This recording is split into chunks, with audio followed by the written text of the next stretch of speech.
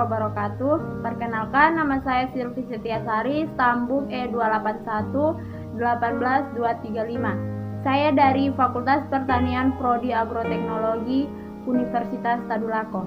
Assalamualaikum warahmatullahi wabarakatuh. Perkenalkan, nama saya Safira Atane, stambuk E281 18233. Saya dari Fakultas Pertanian Prodi Agroteknologi Universitas Tadulako.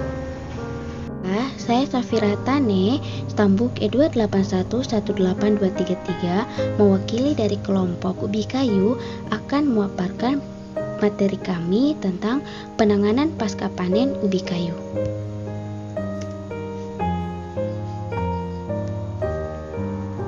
Nah, di sini saya akan menjelaskan sedikit tentang pengertian ubi kayu.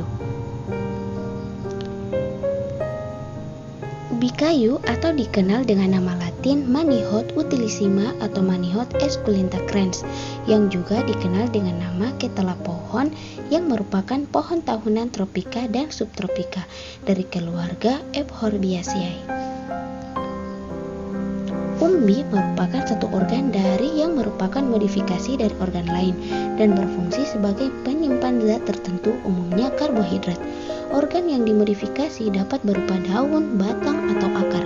Bentuk modifikasi ini biasanya adalah pembesaran ukuran dengan perubahan anatomi yang sangat jelas terlihat. Umbi biasanya terbentuk tepat di bawah permukaan tanah.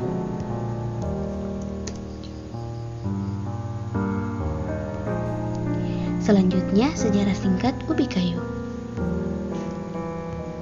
Ubi kayu merupakan tanaman pangan berupa perdu dengan nama lain ketela pohon, singkong atau casape.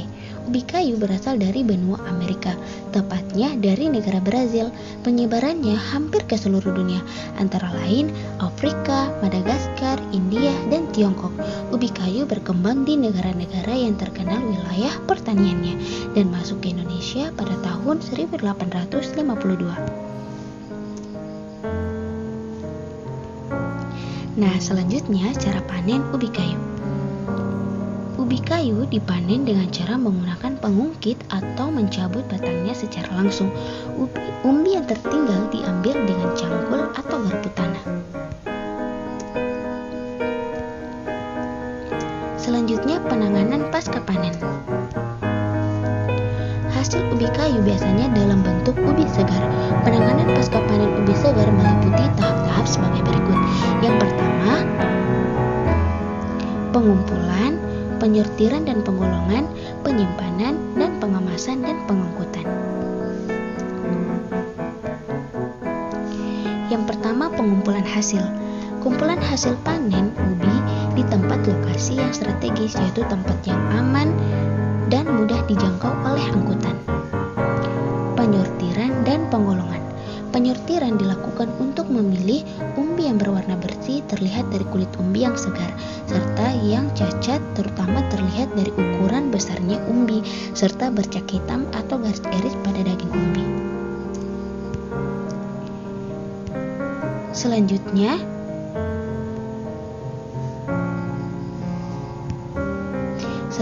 penyimpanan. Penyimpanan dilakukan dengan dibuat lubang jika akan disimpan lama. Cara penyimpanannya sebagai berikut. Yang pertama, alasi dasar lubang dengan daun-daun, misalnya daun nangka atau daun ubi kayu. Yang kedua, masukkan ubi kayu secara teratur, kemudian tutup dengan selapus daun-daun segar atau jerami. Yang ketiga, masukkan ubi pada lapisan kedua dan seterusnya, hingga lubang tersebut berisi beberapa lapisan ubi. Tiap lapis ubi ditutup dengan daun-daun segar atau jerami. Yang keempat, timbun lubang berisi ubi dengan tanah sampai permukaan lubang berbentuk cembung. Selanjutnya, pengemasan dan pengangkutan. Pengemasan ubi jalar bertujuan untuk melindungi umbi dari kerusakan selama dalam pengangkutan. Untuk pasaran antar kota atau dalam negeri, dikemas dan dimasukkan dalam karung-karung goni atau keranjang terbuat dari bambu agar tetap segar. Kemudian pengangkutan. Setelah ubi kayu dikemas dalam bentuk segar maupun dalam bentuk gaplek ataupun tapioka, diangkat dengan alat transportasi baik tradisional maupun modern ke pihak konsumen, baik dalam maupun ke luar negeri.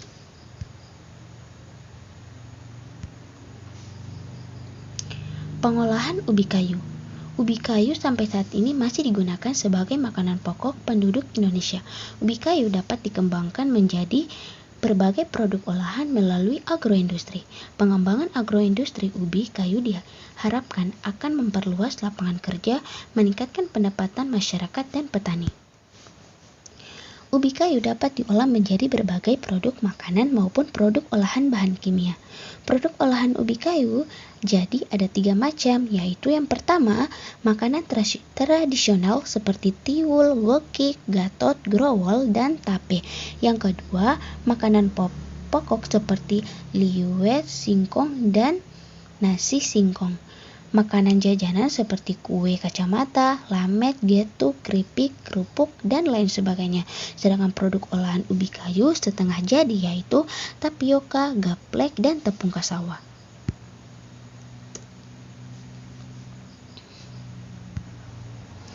Nah, di sini ada salah satu contoh untuk cara mengolah ubi kayu. Salah satunya keripik singkong pedas. Adapun alat yang digunakan, yang pertama pisau atau alat pemotong singkong, yang kedua baskom dan spatula, yang ketiga panci. Adapun bahan yang digunakan, yang pertama singkong, kedua minyak goreng, ketiga gula pasir, keempat lombok merah, kelima bawang putih, dan keenam garam.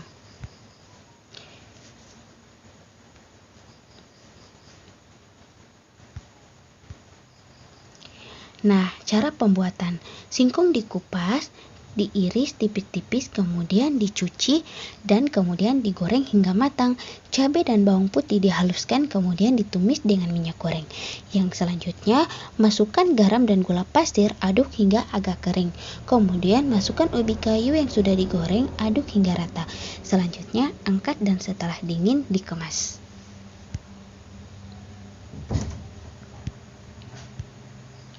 Alasan mengapa harus mengkonsumsi ubi kayu. Selain kalori, singkong juga kaya akan karbohidrat, kompleks dan serat. Kedua nutrisi ini berfungsi untuk menjaga kesehatan saluran pencernaan, mengurangi peradangan, dan mengendalikan kadar gula darah. Bila kadar gula darah terkendali, risiko terjadinya diabetes tipe 2 dan obesitas juga akan lebih rendah. Nah, inilah alasan mengapa harus mengkonsumsi ubi kayu. Yang pertama, menurunkan tekanan darah, mencegah kanker, menjaga kesehatan mata, dan menjaga fungsi otak.